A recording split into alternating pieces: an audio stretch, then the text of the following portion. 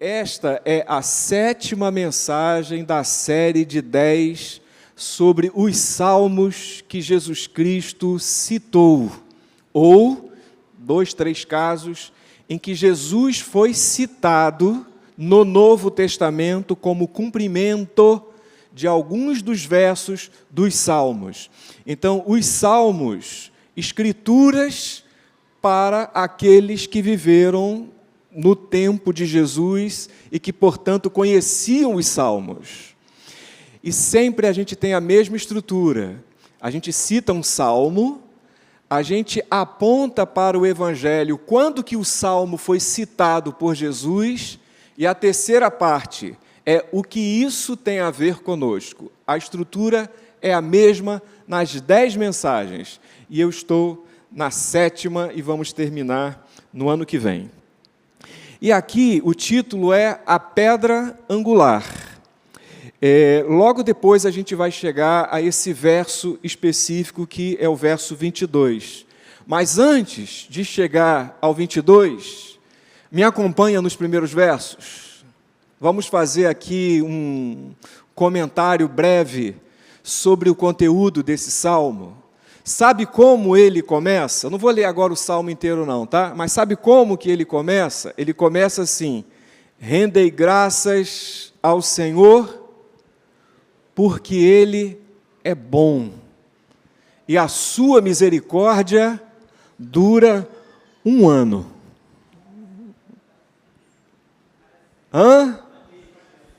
A sua misericórdia dura para sempre. É assim que começa o salmo. Pela estrutura, dizem os estudiosos, Ivoneusa, que parece que esse é um salmo invocatório. O que é um salmo invocatório?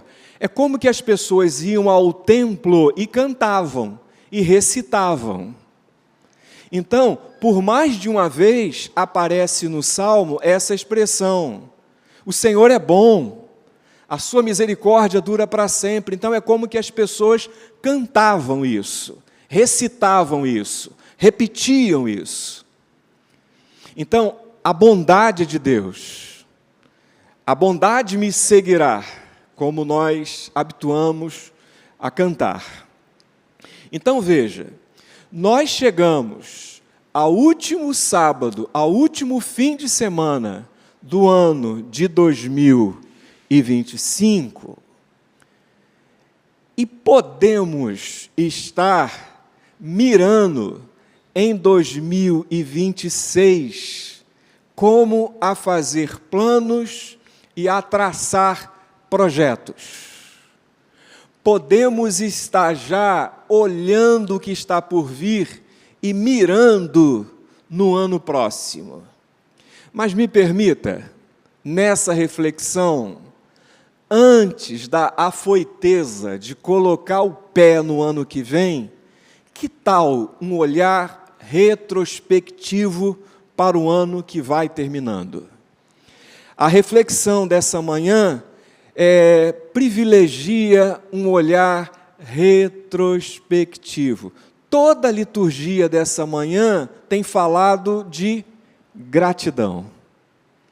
Então, antes de apresentarmos a Deus os nossos propósitos, antes de firmarmos com Deus novas alianças, eu queria te propor o que eu fiz nesses últimos dias e na manhã deste dia de forma mais especial.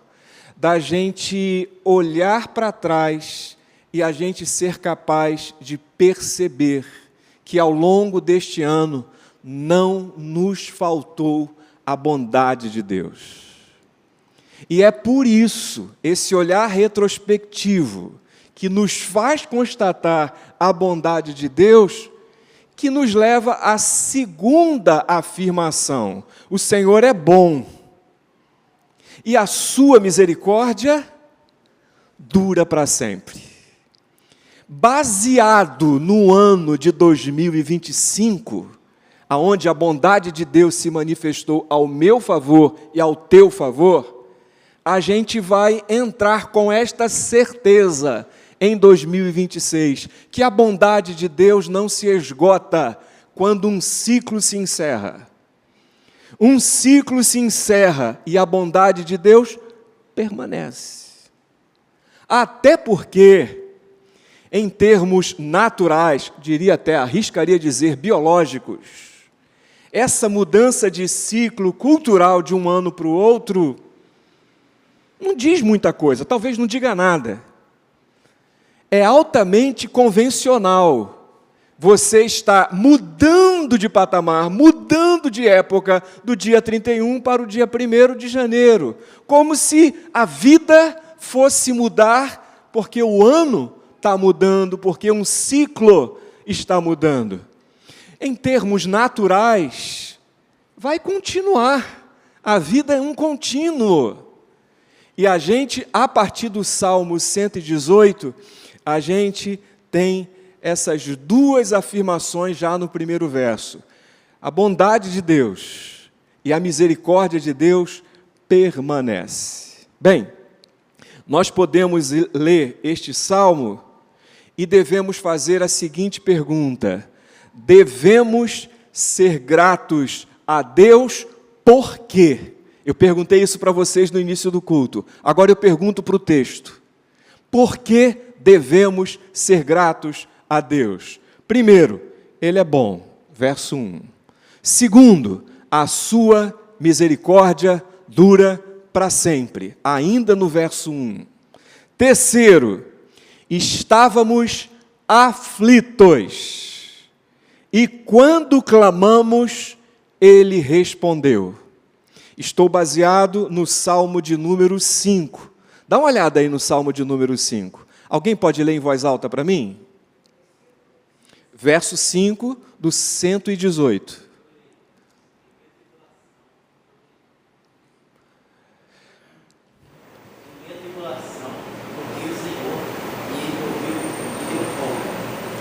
Ele me ouviu e me deu folga. Estávamos aflitos.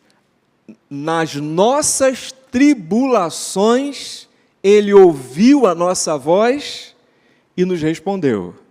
Isso se cumpre também na tua vida? Isso tem a ver contigo? Ou passamos o ano de 2025 sem tribulações? Ou passamos o ano de 2025 sem nenhuma dificuldade, sem nenhuma contradição? O nosso ano de 2025 foi linear. Adoro falar com crentes evangélicos, ufanistas, quando diz assim, só bênção, varão, só bênção, só bênção. Aí, caraca, isso nunca aconteceu comigo, porque tem bênçãos, mas tem tribulação, tem dificuldade. Alguém orou aqui, né? Foi o Arthur no início do culto. Temos fracassos, temos ilusões, temos tropeções, contrariedades. O Pedro falou, não é? Bem, temos mais coisas positivas do que negativas, mas temos coisas negativas. E como temos? Então, por que devemos ser gratos a Deus? Porque, diante das tribulações, Ele ouviu a nossa voz e nos respondeu. Mas veja, tem uma versão que diz assim, livrou-nos da angústia. Acho que na versão do Lucas tem isso. E Ele nos deu o quê? Folga.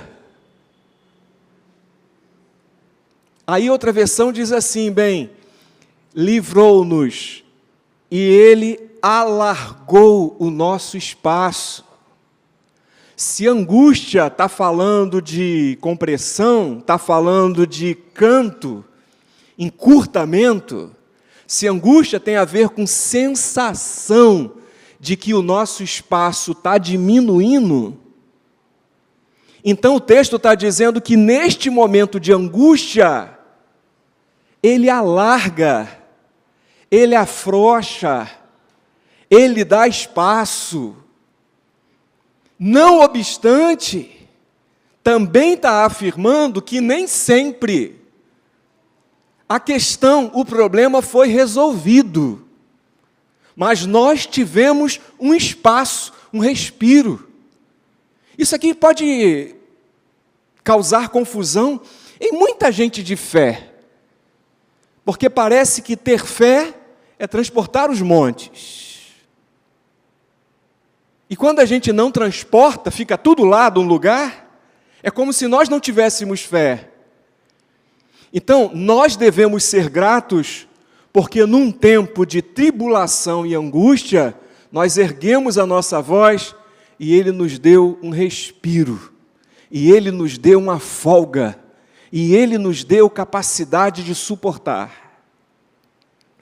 Por que devemos ser gratos? Ainda no capítulo 118 do Salmo, Ele está conosco, por isso não temos medo.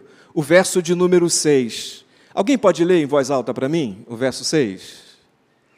O Senhor está comigo, não temerei. O que me pode fazer os homens? O Senhor está comigo, não temerei. Aqui, alguns críticos vão dizer, parece que o tom é um tom majestal, assim, real. Parece aqui que é o rei escrevendo. Não se tem certeza, mas é alguém que vive conflitos. É alguém que vive no campo de batalha. É alguém que sabe o que é guerra. E é alguém que sabe o que é contradição e oposição. E este está dizendo que ele não teme. Por que não teme? Porque o Senhor está comigo. Suponha que o autor seja Davi. Quando todos temeram, foi ele que foi lá para baixo lutar contra o gigante Golias. E sabe qual foi a fala, não do rei, mas do pastor poeta, diante do gigante? Tu vens contra mim com paus, com pedras, com escudo. Eu vou contra ti no nome do Senhor dos Exércitos, porque todo este povo saberá que o Senhor Deus salva, não com espada, nem com escudo, porque do Senhor é a guerra. Caramba, que compreensão espiritual de Davi. Ele está dizendo o seguinte, eu me coloco numa causa que não é minha, e eu conto com a presença do dono da causa. Eu me apresento no campo de batalha sem medo, porque o Senhor está comigo. Depois, sim, ele escreve um verso maravilhoso, dizendo que Deus não livra com espada e com escudo, porque do Senhor é a guerra. Depois ele canta isso num dos seus salmos. É bom demais a gente ser grato, porque no campo das nossas batalhas, a presença de Deus tem se manifestado ao nosso favor. E ainda, fomos empurrados violentamente. No entanto, não caímos, porque fomos amparados. Eu estou baseado no verso de número 13. Segundo o salmista, nós devemos ser gratos, porque, embora tenhamos sido empurrados, mas não desprezar, ele está dizendo que foi empurrado violentamente. Quem empurrou, empurrou para derrubar. Mas está dizendo que não caiu, porque Deus o equilibrou, porque Deus o protegeu. Eu não sei se sua vida só são flores, e só tem gente dando ombro para te ajudar a seguir, porque eventualmente tem gente que dá o tranco para a gente cair. Mas diz aqui que mesmo desequilibrados, a gente segue, porque tem alguém que nos ampara antes da queda. Verso de número 13. E eu termino. Por que devemos ser gratos? Baseado no Salmo 118. É porque Ele escutou-nos e nos deu a vitória. O verso de número 21. Então, esse salmo é um salmo de gratidão. Quando a gente lê o Salmo 118, a gente olha para trás, para a perspectiva, não é? Do passado, e a gente é grato por esses motivos elencados. Ramiro, joga aqui a minha apresentação aqui, Ramiro. Fiz um negócio bonitão. Gratidão previne queda dos afoitos.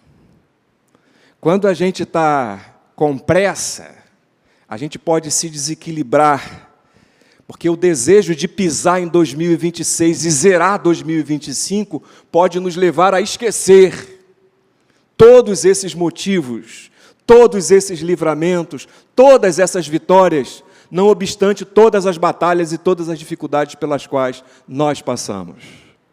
Então, gratidão previne quedas. E nós devemos ser gratos, baseado no Salmo 118. E é nesse momento que fala de equilíbrio dado pela gratidão, é que surge o nosso texto básico. Parece fora do lugar, parece deslocado do Salmo 118, mas é aí que aparece o verso de número, qual? 22. A pedra que os construtores rejeitaram, essa veio a ser a principal pedra angular. Isto procede do Senhor e é maravilhoso aos nossos olhos. Gente, esse é o verso central do Salmo, a pedra angular. Quem foi que rejeitou a pedra angular? Os construtores. Mas ela veio a ser a principal. Eu acho mesmo, né, que se nós tivéssemos aqui um engenheiro, o engenheiro poderia nos contar um monte de coisas sobre as propriedades e a importância de uma pedra angular, com cálculos, com gráficos, poderia nos falar muito. Eu sou absolutamente ignorante para tentar. Agora, esse conhecimento é um conhecimento adquirido. Se nós tivéssemos aqui mestres de obras e pedreiros, eles também poderiam nos falar um monte sobre pedra angular, não baseado num conhecimento formal e numa habilitação institucional. Os práticos, os pedreiros, mestres de obras, aprenderam vendo, aprenderam fazendo, imitando. São práticos. Um conhecimento não sugere ignorar o outro. Tanto o conhecimento dos engenheiros, dos técnicos, dos arquitetos, como também dos práticos, pedreiros, mestres de obras, seriam bem-vindos e cada um teria olhares e formas de nos informar sobre a importância da pedra angular. E eu me sinto absolutamente incapaz de tentar falar. Por mais conhecimentos teóricos que nós tenhamos, é preciso ter experiência para falar com propriedade, agora em termos espirituais, do que na nossa vida se constitui como pedra angular. Porque parece um verso perdido na poesia, mas nós falávamos que gratidão gera equilíbrio, e equilíbrio possibilita que a gente siga adiante, sem desequilibrar, sem cair, sem ser derrubado. Então eu olho, vejo que a bondade de Deus me seguirá, eu olho, vejo que misericórdia todos os dias da minha vida, eu olho e vejo que Ele me deu vitória, eu olho e constato que na angústia Ele me deu folga. Eu vejo todos esses motivos reunidos e elencados e eu posso seguir adiante com algumas certezas, ou talvez com uma certeza. E a certeza que eu quero compartilhar com vocês é que não nos faltará a pedra angular. Bem, aí eu saio do Salmo. Eu acho que eu expus o Salmo ao meu modo, nas minhas limitações. Eu vou para Mateus, capítulo 21, verso 42. Mateus 21, verso 42. Gente, Jesus se apresenta Eu vou repetir, Jesus se apresenta como pedra angular. Com um detalhe, rejeitado pelos construtores. E ele nomeia os construtores, sacerdotes e fariseus, arquitetos de uma estrutura religiosa sólida. Uau! Edificadores de uma ordem religiosa dura, pomposa, mas dura. Jesus não coube nas edificações dos mestres religiosos, dos sacerdotes, do capitão do templo. Jesus foi pedra rejeitada. Ele não serviu nem como ornamental, ou pedra ornamental, muito menos pedra angular. Ele não coube nem embaixo nem em cima. Simplesmente foi rejeitado. Por quem? Pelos construtores. E é nesse contexto em que ele conta uma parábola. E a parábola é assim, ó. O proprietário de uma terra, de uma fazenda,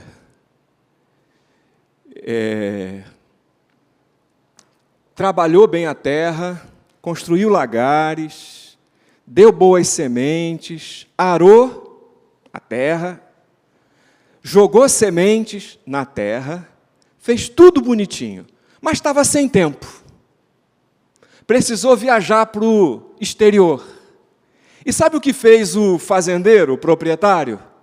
Ele arrendou a fazenda.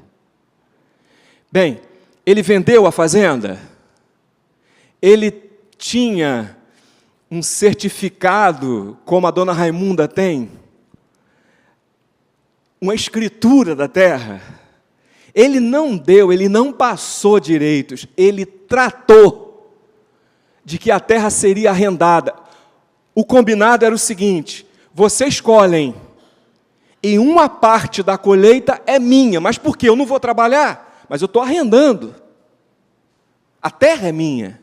Vocês podem trabalhar na terra, vocês podem levar o de vocês, mas não esqueçam da minha parte. Bem, o tempo passou, e como ele estava longe, ele pediu a servos que fossem à fazenda buscar a parte que lhe cabia. E sabe qual foi a resposta dos caras que trabalharam na terra e que fizeram a colheita? Mataram o servo, mataram o emissário. O dono da terra pensou, deve ter alguma confusão, alguma dificuldade, alguém não está entendendo. E aí ele mandou outro servo. E o servo foi, e com o mesmo discurso, e teve o mesmo desfecho. Eles mataram o servo. O dono da terra, não convencido e numa infelicidade, pensou assim: eles mataram os meus servos, então eu vou mandar o meu filho, porque no meu filho eles não terão coragem de tocar. E aí o fazendeiro mandou o próprio filho, como emissário da mesma notícia: a parte que me cabe, eu quero, a terra é minha. E sabe o que eles fizeram? Sabe qual foi o raciocínio? Bem, depois do filho, ele não vai ter mais nada. É o herdeiro. Vamos matar o herdeiro e não haverá herança. O que seria a herança passa a ser nosso. Mataram o filho. Sabe quem contou essa história? Jesus. E sabe quando Jesus falou que ele era a pedra angular? Depois de contar essa história, essa parábola. Sabe quem era o rejeitado? Ele. Sabe quem o rejeitou? Sacerdotes e líderes religiosos, os donos do templo, o capitão do templo, o dono da religião, os construtores de fachadas impressionantes. Esses rejeitaram Jesus como pedra angular. E o mataram. Mataram o emissário do dono da terra. Não apenas uma parábola para ensinar, mas uma profecia. Então disse assim em Mateus 21, 42, a pedra que os construtores rejeitaram, essa veio a ser a pedra principal, angular. Gente,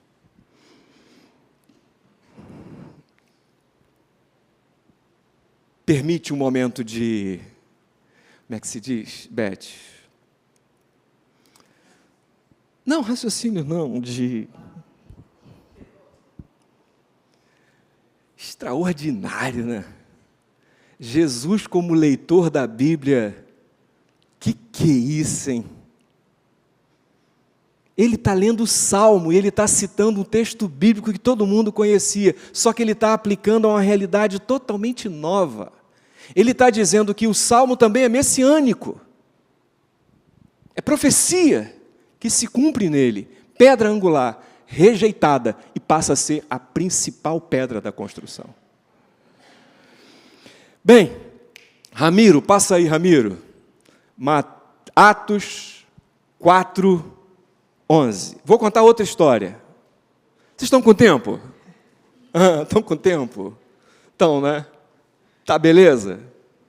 É a última vez, vou entrar de férias, vou falar pra caramba aqui hoje. Vocês vão ter que me aguentar. Não, daqui a 2 horas eu termino, tranquilo, estou brincando. Gente, tem uma história muito bonita. Deixa eu beber essa água aqui.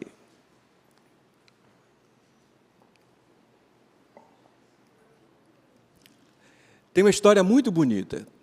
Lembra que Pedro, olha só, não sabia dessa, Pedro e João, né? Pedro e João iam para o templo. Para o quê? Para orar. E eles se depararam com o quê na porta do templo? Com um coxo. Que estava lá para quê? Para sobreviver. Ele dependia de esmolas. Aí, eles disseram, nós não temos prata, não temos ouro, mas o que temos, isso te damos. Levanta e anda. E eles foram curados. Isso aconteceu aonde, gente? Na porta do templo. Mas repercutiu aonde? Dentro do templo. E aí, os sacerdotes, o capitão do templo e os fariseus, zelosos pela ordem, zelosos pela lei, sabe o que eles fizeram? Prenderam Pedro e João. Só para primeiro prenderam e no outro dia levaram ao tribunal. E lá no tribunal eles quiseram saber que repercussão, que bagunça era aquela que eles inauguraram no templo, dentro do templo. Por que estava repercutindo tanto? Gente, o texto de Atos vai dizer que eles se admiraram inicialmente que os dois eram incultos. Falavam o grego errado. Não tinham densidade legal. Não era um Paulo, mas eram homens pesados, incultos. E eles estavam fazendo a autodefesa. E quando eles se defendiam diante daqueles que poderiam ou absolvê-los ou condená-los, o que se requer num tribunal, aonde você está sendo julgado, aonde você está se defendendo? Eu preciso conquistar os meus julgadores. Se tivesse um advogado de defesa, o advogado de defesa saberia falar a linguagem dos tribunais, mas também saberia utilizar o recurso emocional de você trazer os julgadores para se identificar contigo. Você não apenas quer se defender, mas você quer gerar uma certa simpatia. Não é assim que trabalha nos tribunais? Mas quando perguntaram a Pedro e João o que estava havendo, agora pode fazer a defesa de vocês, mesmo vocês sendo homens incultos? Sabe qual foi a resposta? A cara de Pedro. Este Jesus é pedra rejeitada por vós, os construtores, o qual se tornou a pedra angular. Opa!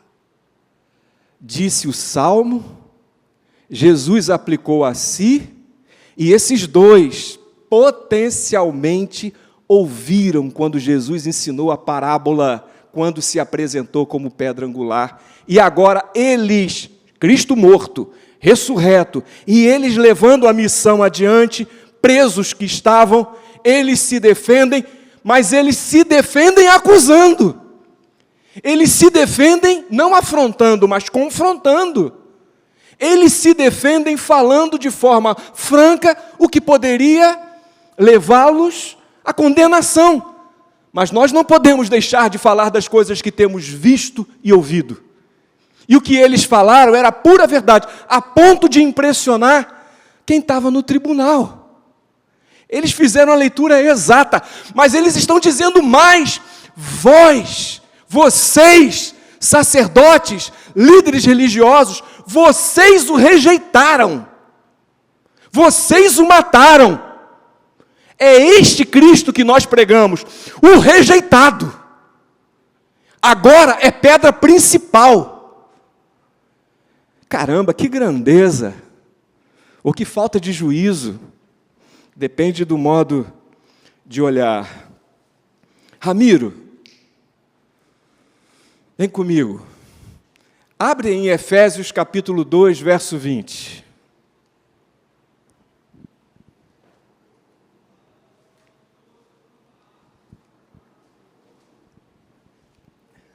Entra em cena Paulo.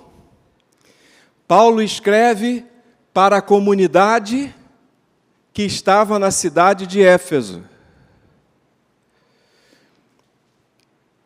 E Paulo é enfático nesta carta, quando afirma que a salvação é pela graça de Deus.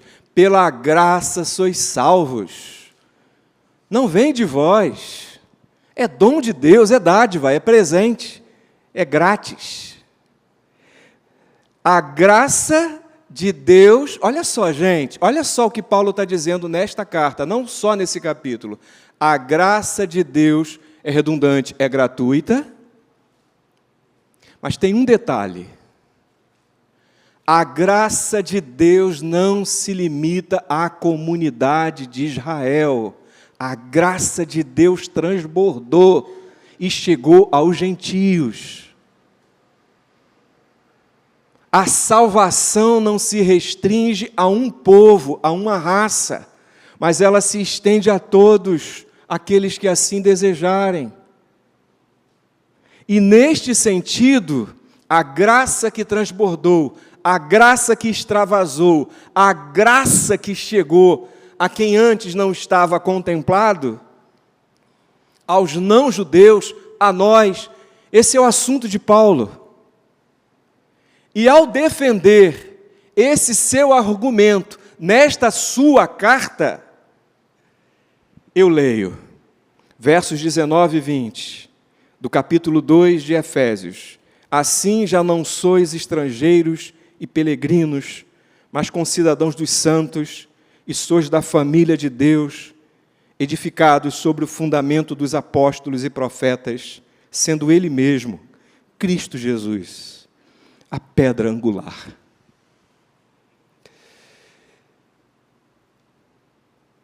O salmista, o próprio Cristo, Pedro e João, agora Paulo, todos estão falando a mesma coisa. Vocês não estão rejeitando a gente, vocês estão rejeitando o Cristo.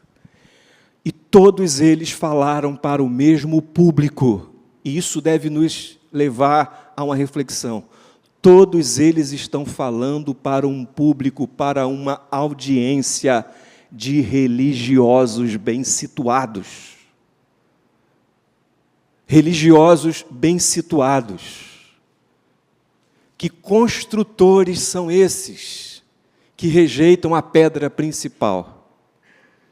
Eu vou terminar, é o último verso bíblico, eu prometo. 1 Pedro 2, 4 a 8. Gente, Pedro não era culto como Paulo. Paulo era de uma profundidade filosófica, do direito romano, absurdo. Pedro, dizem aí os leitores nos originais, que fica claro, né, na própria escrita, que Pedro era rude. Pedro foi até confundido por alguns como a pedra. A gente está vendo aqui que a pedra angular é Cristo. Bem, já vimos o quanto em Jerusalém, Pedro e João, que iam para o templo, viram a cura do coxo, foram julgados e foram muito explícitos ao falar para os seus julgadores que eles rejeitaram a pedra principal, que é Cristo.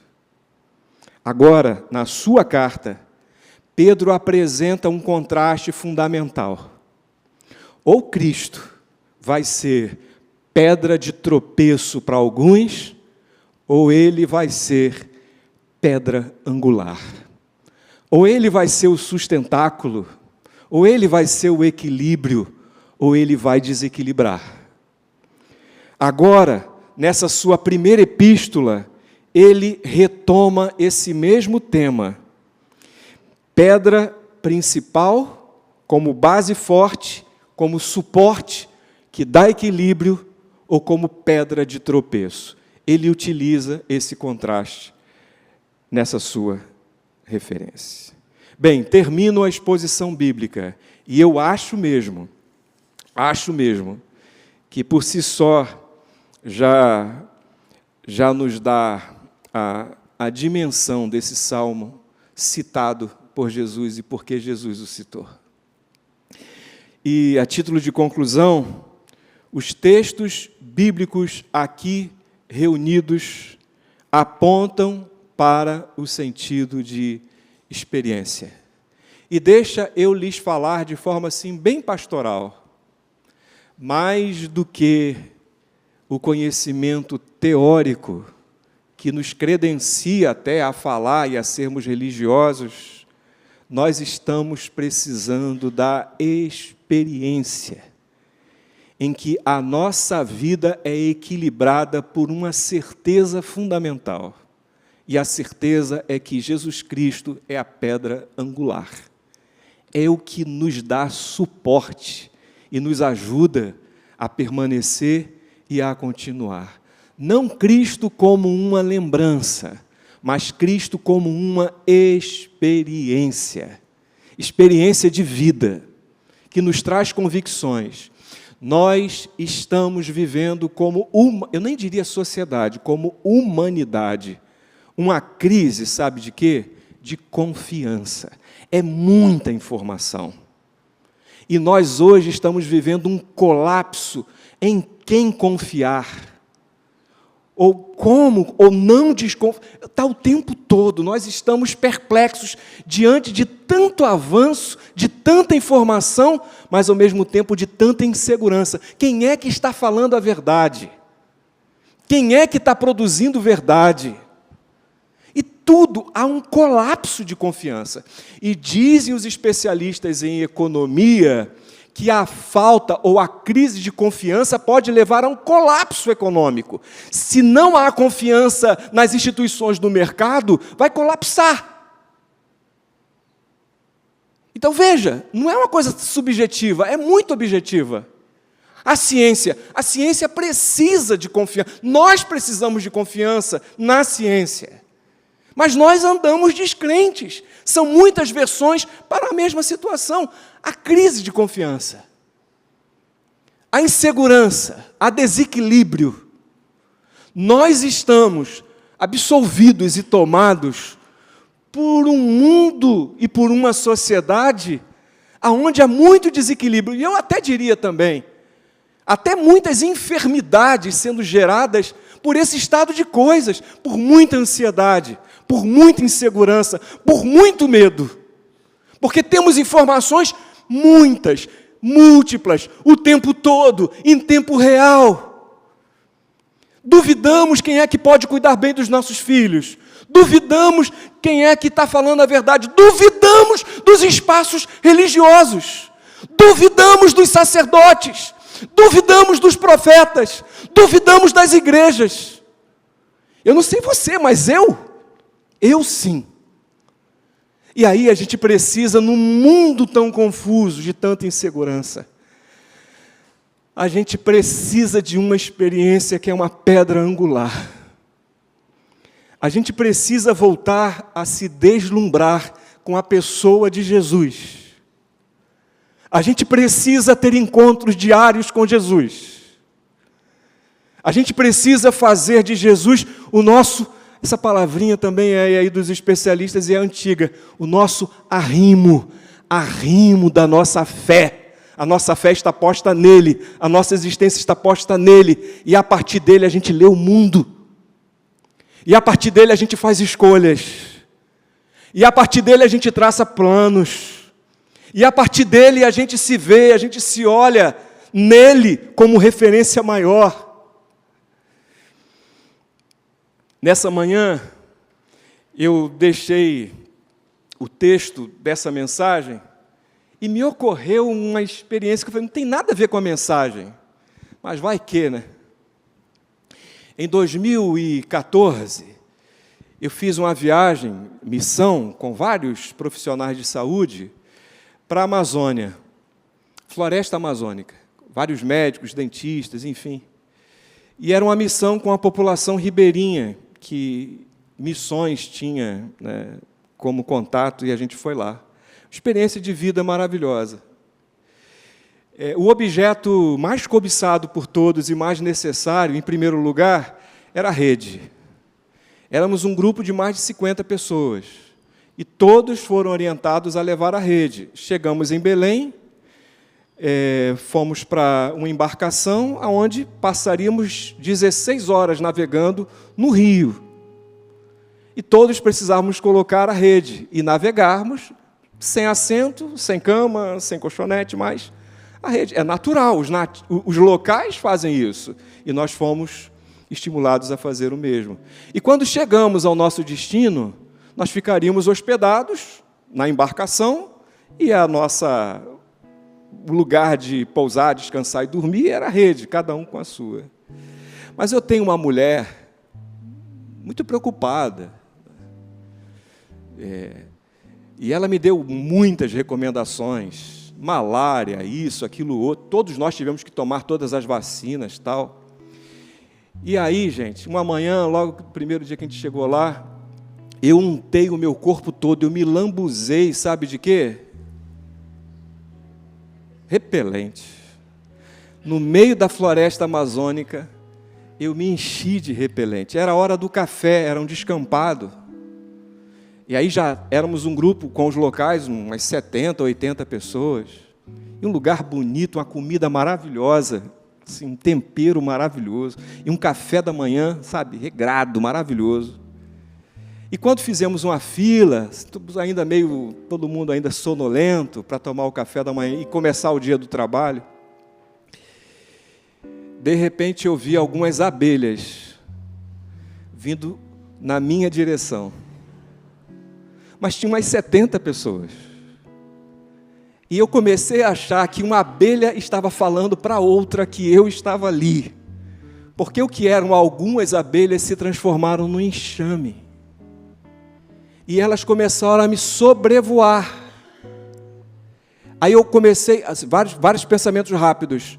Caramba, os locais vão achar que eu sou um tipo de xamã. Vão achar que eu sou, sei lá, que eu sou... A questão mesmo esotérica, né, ou espiritual, né? Por que eu? E elas não só começaram a sobrevoar, mas elas vieram muitas. E me fizeram de campo de pouso. E pousaram na minha pele. Não 2, não 3, não dezenas, sei lá. Mas elas me tomaram do pé à cabeça. A minha sensação rápida foi, eu vou correr e vou pular na água. Estava ali pertinho do rio. E aí veio um ribeirinho, que era o dono da propriedade, e me desestimulou, falou, fica parado, não faz nada, elas não vão te ferrar, elas não vão fazer nada. Alguém tentou matar uma, e ele ficou furioso, dizendo, fica quieto. E aí eu falei, caramba, dizem que tem um negócio de cheiro de medo, né? Eu não vou ter medo, né? Eu vou ficar, tem um negócio de aceleração, né, cardíaca também, eu não vou ficar tranquilão. E fiquei, assim, eu tentei me controlar, eu não sei quanto tempo isso durou, mas eu sei que durou. E o ribeirinho ficou perto. Assim, os locais riam, mas riam muito. E os meus irmãos, irmãs e o povo que estava ali da equipe da ONG, todo mundo apavorado. Então não estava acontecendo nada com ninguém, era só comigo. E eu tomado por abelhas. E quando aconteceu exatamente como o ribeirinho falou, do jeito que elas chegaram, elas foram. Os olhares de medo se transformaram em olhares de alívio. Mas logo que o olhar de alívio ficou por muito tempo, ele se desgastou, o olhar agora era o olhar da dúvida. Mas por que só com Valdemar? E surgiu naquela mata densa a voz, não sei se é cabocla, ou nativa, ou ameríndia, sei lá como é que se nomeia, mas surgiu a voz do ribeirinho dizendo, elas acharam que você é uma flor. Aí, uns me olharam com admiração e outros me olharam com zoação. E aí, florzinha, tal, e aí, daí foi, né? Eles acharam que você é uma flor. Eu não quis responder nada, mas eu sentei lá para tomar o meu café e eu pensei, esse troço era para ser repelente. Repeliu todos os insetos, mas atraiu abelhas. Eu quero ser untado por Jesus para repelir a religião formal e atrair gente doce, inofensiva, mas que vista uma certa distância, parece que contém ferrões que podem me ferir. Domingo passado foi meu aniversário e eu pedi à igreja do Leme para a gente não fazer o culto dentro do templo, para a gente andar na favela. E o irmão que foi nos dirigir, ele me conduziu às 3 bocas de fumo da favela. Éramos um grupo, senhoras e tal. E eu me vi naquela situação, não foi uma surpresa, mas eu me vi diante de meninos de 18 anos, talvez menos, fortemente armados, no dia do meu aniversário. E eu fui lá lhes desejar um Feliz Natal. Um abraço paternal, sem falar absolutamente da condição social ou da justiça, mas comunicar que Cristo os ama. Não pedir que eles larguem as armas e não pregar para que eles visitassem a nossa igreja, mas tão somente naquele lugar fazendo uma oração, e eu fazia a oração e eles repetiam em voz alta. E era impossível não ver meus filhos naquela roda, naquele grito. E quando terminou a oração, eu abri os olhos, eles abriram os olhos. Estávamos todos iguais, sob a mesma base, a base que é Cristo. E eu vi as mães, eu vi os pais, eu vi os irmãos da igreja incomodados por eles, pelos meninos, que se acampam às suas portas e que os ameaçam, e a achar que a gente ainda proclama um Cristo que transforma. Nesse mundo de tantas incertezas e de tanto medo, a gente é capaz de levar a fragrância de Cristo, que abençoa, que transforma, que quebra os ferrões. Porque Ele sim é a fragrância, Ele sim é o cheiro. E Ele sim justifica que nós não estamos atraídos pelo cheiro de incenso dos templos, mas nós estamos atraídos pelo cheiro de gente que sofre e gente que precisa desse Natal verdadeiro que está em Cristo Jesus. Pelo amor de Deus, eu não estou discutindo absolutamente nenhum juízo ético. A gente pode discutir isso por muito tempo. Eu estou falando tão somente desse evangelho maravilhoso, porque Jesus era desses. Jesus era aquele que saía do templo, saía do culto, para encontrar no meio da rua aqueles que eram marginais, aqueles que aparentemente tinham ferrões e eram perigosos, como Maria Madalena, como as prostitutas, como os ladrões, como tantos outros. Para uns, ele vai ser pedra angular, para outros, ele vai ser pedra de tropeço. A gente fez a nossa escolha é Cristo. E sigamos, num ano de tantas incertezas, sigamos com uma certeza: Cristo é o fundamento das nossas vidas. E a gente vai dar conta, e a gente vai conseguir seguir adiante. O cheiro não é nosso, o cheiro é dele. Vamos nos untar dele, vamos nos preencher com ele. E sigamos. Feliz Ano Novo. Que Deus abençoe.